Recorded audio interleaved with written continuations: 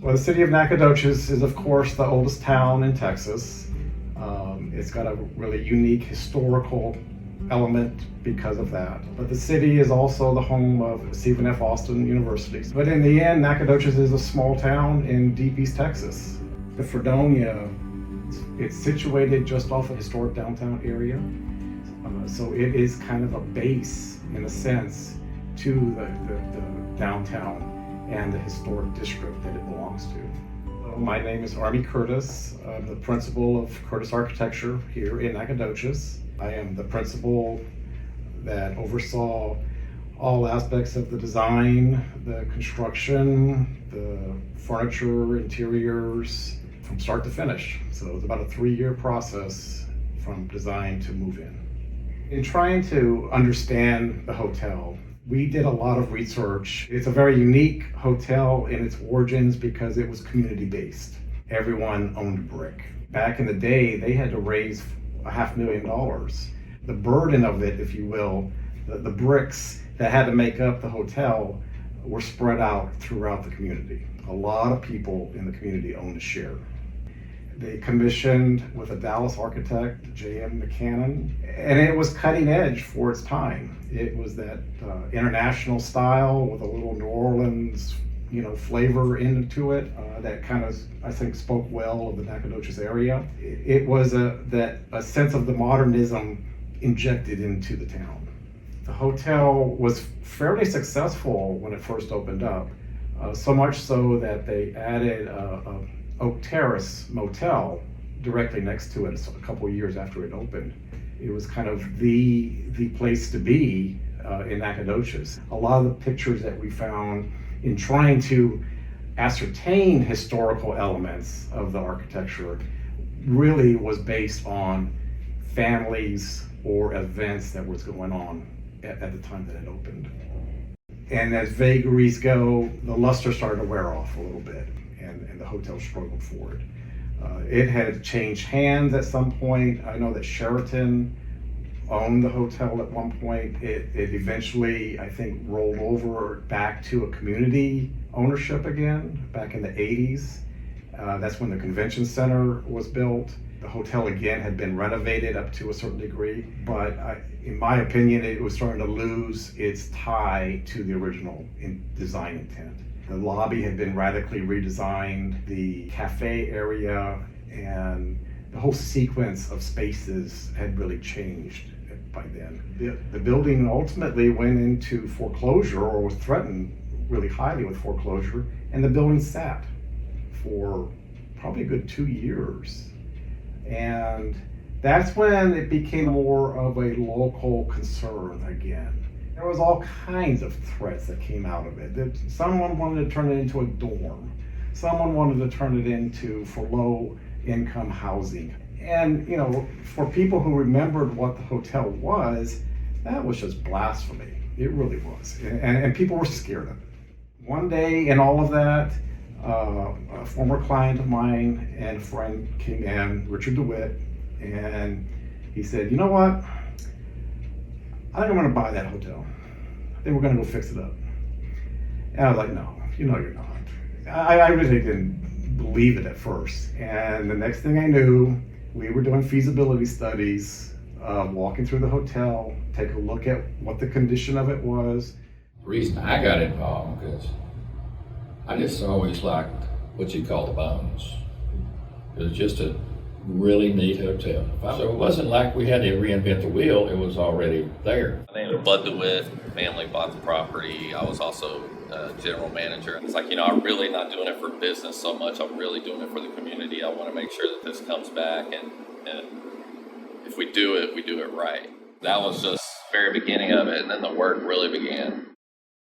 There's a lot of different areas to this hotel, and we found a lot of different conditions in the hotel. I mean, there have been some rooms that had been lived in, literally, and had been torn apart to some degree. The kitchen was not in good shape. Finding out the electrical systems, didn't have a ground in the rooms. So we started making a long list and probable cost, And the owner was right there hand in hand in that process. The other aspect of all of this was the historical context. The hotel is definitely sitting in a historic district. We went through the due diligence of making sure that it would be appropriate for historic tax credits, both from a state and federal standpoint. We had preliminary meetings with HTC. There was discussions about hotel tax credits too. That, I think, is really what set it in motion then. When those kind of things lined up, then the true work of being able to implement design and go into construction and all of that entailed became the reality. The tax credits for one thing, but Travis Clardy, our local representative, and Robert Nichols in Jacksonville, they put a bill through the Congress, passed overwhelmingly to help this hotel out by giving us all our hotel tax back. You know, the tax credits definitely helped out a lot on that, on his ability to be able to even do that, because once we got into it, you know, there was so much that needed to be done. It's a building that was built in the 50s, so you know, we had to redo all the plumbing, we had to redo all the electrical work.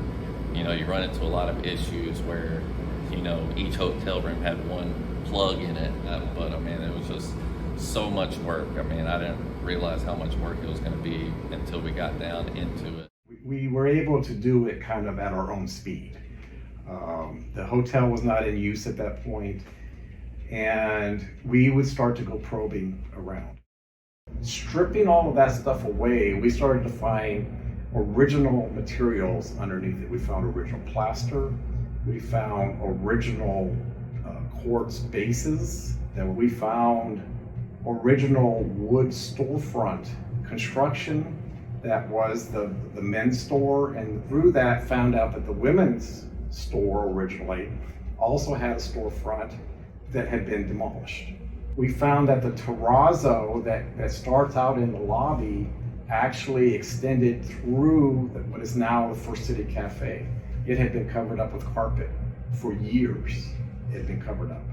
And so we reincorporated all that back in. The spatial flow of the ground floor had been really divided up under previous renovations. The way that the check-in system worked and the front counter had blocked a lot of that original feel where the grand stair is downstairs. And it really took away from the original nature and use of materials that the hotel had. And so all these things were either refurbished the way we found them or reimagined in a new way to better get the intent of what the original hotel was. And what was neat is finding that freedom of having things taken out of the way. It brought back a lot more of the original intent. And you could see it architecturally. You'd find the little clues architecturally that this was how it was meant to be originally.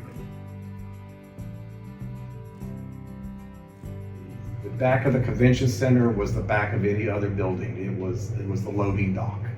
Yet you had a lot of rooms looking straight onto that. And that was important to reimagine. You know, my dad had a good idea of putting a big play area / pool. Then we put a big TV screen out on the back there, which, you know, especially this time of year when the weather's nice, it's just perfect out there. And we do, you know, some events and stuff like that out there too. I think my favorite part of the hotel as it exists now is the whole entrance sequence into the lobby and that sense of arrival that it represents, and it's the beginning of what helps unfold, I think, the rest of the hotel. And there was a lot of effort put into the details of the lobby and how a visitor would either check in or visit a restaurant or go to the Nine Flags bar. It helps sets, I think, the whole tone of the visit. You know, once the hotel opened, it opened again to a lot of fanfare, probably similar to when it first opened back in the 50s. And I think it was significant for the town because it rediscovered the jewel that the Fredonia represented in the downtown area especially. There's such a context of the historic nature of Nacogdoches, and they found that without the hotel, it lost a luster. And so the rediscovery of what a place like this, and done in the fashion that it was, I think people are attracted to it and maybe don't even realize why. Yes, there was a kind of a revival of mid-century modernism during this time period, but people go, why is it such a neat place to be? Yeah, there's some materials that are unique, but it's the thought that went into the crafting of the spaces. And when we live in the end, a small town in East Texas, a town that is otherwise dominated by metal buildings or corporate architecture on the highway frontage road. And we have struggled even being here as an architect, one of two in town. What does an architect do? What value can they give me in terms of producing a building? Well, I think the Fredonia shows what the value of good design is all about. And it gives reason for people to have memories here, to experience events that they would not ordinarily experience in any other context. And I think that's kind of what makes it special for everybody. Everybody has a visceral reaction to it. They may not know why, and maybe you point something out to them and they go, oh yeah, that's kind of neat. But they have a gut reaction to it. And I think that's what architects can bring for projects.